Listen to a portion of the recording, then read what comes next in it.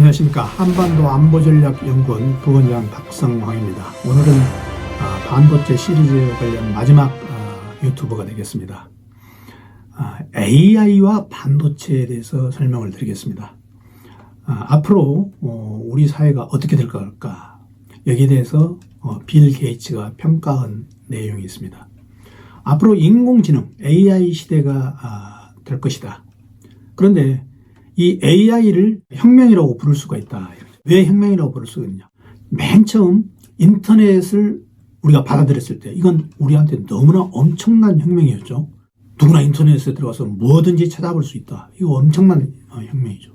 그 다음에 두 번째, 휴대폰을 만들었을 때 코드리스 전화기를 가지고 다니면서 모든 사람들이 움직일 수 있는, 이건 혁명적인 거였죠. 이와 똑같은 중요성으로 앞으로 AI가 우리 사회 비중을 여러 가지 모든 사회를 변화시킬 수 있다. 이렇게 빌 게이츠가 평가를 한 거죠. 이런 AI 열풍이 계속 불어서 이제는 그러면 AI와 반도체는 무슨 관계가 있느냐?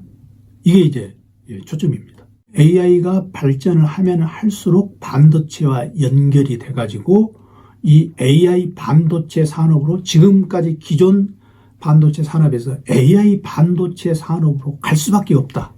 그래서 전 세계에서 지금 반도체 산업이 더욱 각광을 받고 있는 게 바로 이 AI 혁명과 더불어서도 가속화되는 경향이 있습니다. 2월 20일 날 미국 실리콘밸리에서 컨벤션 센터에서 인텔의 파운더리 행사가 개최됐는데 이때 미 정부와 기업들의 거물들이 총출동을 했습니다. 그래서 앞으로는 AI 반도체다. 이렇게 결론을 내린 거죠. 그리고 여기서 미국의 구호가 바로 나온 거죠. 실리콘 반도체, 실리콘은 실리콘밸리에서 밸리로 되돌려 놔야 된다. 이런. 그러면 기존 반도체와 AI 반도체가 뭐가 다른가? 이 부분을 제가 설명을 해드리겠습니다. 기존 반도체는 단순히 인지한다, 인식한다 이 수준이고, AI 반도체를 사용하면 어떤 것을 학습을 해서 추론까지 할 수 있다는 거죠.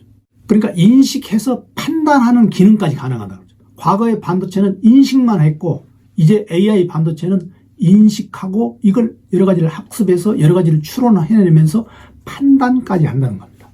구체적인 기술의 특징으로는 기존 반도체는 문제를 순차적으로만 처리하는 것. 그러니까 여러 가지 문제가 있을 때 이 문제를 위에서 아래로, 아래에서 위로 순차적으로만 처리하는데 이 AI 반도체는 학습이 있고 그걸 추론하는 능력이 있기 때문에 여러 가지 문제를 복합적으로 AI 반도체에 집어넣어도 여러 가지 동시에 병렬적으로 처리를 해서 이게 답을 해낸다는 겁니다. 이게 이제 기존 반도체하고 AI 반도체하고 다른 점이라는 거예요. AI 반도체 시대가 도래해서 이건 최근 거의 1, 2년 사이에 갑자기 이렇게 된 거죠. 2023년에 AI 반도체 시장 규모가 5,270억 달러였는데 2030년에는 이에 따블인 1조 달러로 지금 AI 반도체 시대를 예상을 하고 있죠. 더군다나 AI가 지금 미국의 엔비디아, 여러분들 주식하면 하시는 분들은 많이 들어보셨을 겁니다. 엔비디아라는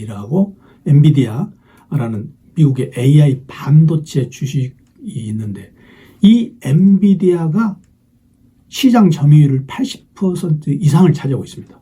삼성전자가 과거 반도체 왕국이었는데 지금 엔비디아와 시총, 그 시가총액을 따져보면 엔비디아의 5분의 1밖에 안 되는 거죠. 그 정도로 앞으로 AI 반도체로 넘어가는 그런 과도기적인 우리가 시기에 왔다는 거죠. 이 엔비디아가 그래서 미국에서 선풍적인 인기를 끌어가지고 도대체 엔비디아가 강점이 뭐냐? 왜 엔비디아 사람들이 그러느냐? 그렇게 지금 많이 얘기를 하고 있죠. 그런데 이제 강점이 있습니다. 엔비디아는 GPU, 그래서 그래픽 반도체입니다. 그래픽 반도체는 뭐냐면은 학습을 하기가 좋죠. 과거 게임 시장에 엔비디아가 처음에 들어가가지고 그래픽 반도체를 열심히 해가지고 그래픽 반도체에서 노하우를 계속했습니다. 그래서 어떤 것을 학습시키죠. AI 반도체의 특징이 뭐냐면 학습시키면서 추론을 할 수 있는, 그래서 결론을 낼 수 있는, 이걸 이제 AI 반도체의 특징이라고 말씀드렸는데 이 바로 엔비디아가 학습을 한다는 거죠. 학습을 시킬 수 있는 반도체라는 거죠. 이게 거기 내에서 연산을 자기네들이 해가지고 그 반도체에 집어넣으면 학습을 해가지고 결론을 낼 수 있다. 그래서 이 엔비디아 그래픽 반도체가 각광을 받고 있는 겁니다. 그래서 앞으로 모든 사람들이 모든 업무를 할 때 반드시 학습을 해야 되죠. 이 학습 프로그램인 엔비디아를 살 수밖에 없다. 그래서 지금 엔비디아가 계속 뜨고 있는 겁니다.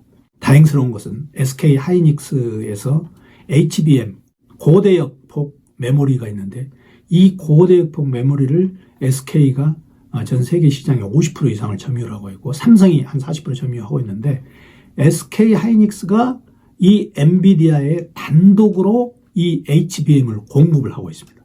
그래서 앞으로 엔비디아가 또 SK 하이닉스와 이런 관계이기 때문에 또 이제 엔비디아가 미국 반도체 회사이기 때문에 미국에서 또 이런 SK 하이닉스에 대체하는 반도체를 또 대체품으로 사용할지 그건 모르죠. 자기네들 이제 여러 가지 검토를 해서 하겠지만 지금은 이런 상태다.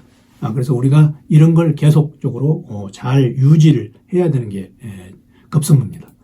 엔비디아 엑사에 대해서 조금 더 말씀드리자면은 그 비디오 게임이 맨 처음 나왔을 때, 그러니까 엔비디아는 과거 구글이나 애플처럼 그렇게 큰 회사가 아니고 단순히 어느 한 분야, 그러니까 비디오 게임을 어떻게 빨리 실행할 수 있는가, 거기에만 집중적으로 연구한 그래픽 전문 반도체 그룹이라고 보시면 됩니다.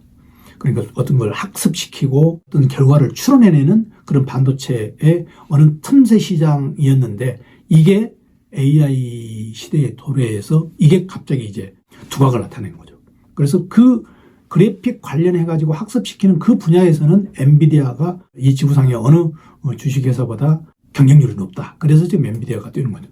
앞으로 이 AI 반도체의 시장이 현재의 10배 내지 20배 증가할 거다. 자동차, 금융, 의료, 하여튼 모든 산업에서 AI 컴퓨터용으로 지금 하드웨어에 사용될 것이다. 이런 게 이제 전체적인 추세입니다. 그래서 AI 시대에 그러면은 엔비디아만 AI 반도체를 할 거냐? 그래서 이제 도전자들이 나타나고 있습니다. 예를 들어서 인텔에서 AI 가속기 가우디 3를 지금 출시를 해놓고 있고 또 AMD 실리콘밸리의 첫 1세대 반도체 주식회사라고 말씀드렸는데 이 AMD에서 MI300X도 출시해놓고 그리고 샘 올트먼이라고 챗GPT의 CEO 있습니다. 그 사람이 한국에 와가지고 뭐 삼성도 만나고 대통령도 만나고 뭐 하이닉스도 방문해서 여러 가지 구상을 한 게 바로 뭐냐면은 AI 반도체를 지금에 있는 엔비디아나 이런 데만 맡겨놓을 수 없다. 그래서 AI 반도체가 수요가 앞으로 더 많아질 거니까 이 AI 반도체 시장을 더 큰 걸 새롭게 만들자. 그래서 거기에 삼성과 하이닉스도 들어와라. 그런 내용으로 샘 올트먼이라는 사람이 한국에 방문한 적이 있습니다. 지금 샘 올트먼이 구상하고 있는 게 바로 AI 반도체 제조 회사를 어마어마하게 크게 지금 짓자는 거죠. 뿐만 아니고 지금 MS, 구글, 메타 이런 등도 AI 반도체 개발에 적극 지금 동참을 하고 있는 그런 추세입니다. 이런 게 지금 미중 간의 갈등으로 인해서 지금 말레이시아가 지금 덕을 보고 있는데 말레이시아도 지금 반도체 공장을 많이 들어서고 있습니다. 그래서 말레이시아에서 인텔, 과거에 인텔이 이 말레이시아에 공장을 했는데 여기에 또 이런 생태계가 조성이 되어 있기 때문에 말레이시아에 18개월 동안에 수십 곳이 법인이 지금 설립했다고 합니다.